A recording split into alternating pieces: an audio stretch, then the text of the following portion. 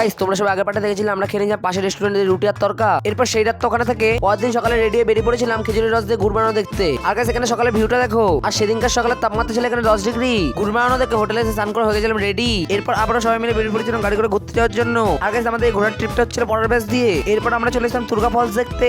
আর guys এই ফলসটা দেখার জন্য অনেক জঙ্গলের ভেতর দিয়ে যেতে হয়, আর ওই জঙ্গলের ভেতর দিয়ে গাড়ি ঢুকবে না, তাই আমাদের হেঁটে হেঁটে যেতে হচ্ছিল। এরপর আমরা একটু হেঁটে চলে এসেছিলাম তুর্গা ফলসের সামনে। আর গাইস এখানে ভিউটা দেখো সেই লাগছিল। এরপর আমরা তুর্গা ফলস দেখে গাড়ি করে চলে এসেছিলাম আপার ড্যামের সামনে। আর গাইস এখান থেকে নিচের ভিউটা দেখো, আর আমরা নিচ থেকে অনেক উঁচুতেই ছিলাম। এরপর আমরা গাড়ি করে চলে এসেছিলাম লোয়ার ড্যাম দেখতে। এরপর আমরা চলে এসেছিলাম বামনি ফলস দেখতে।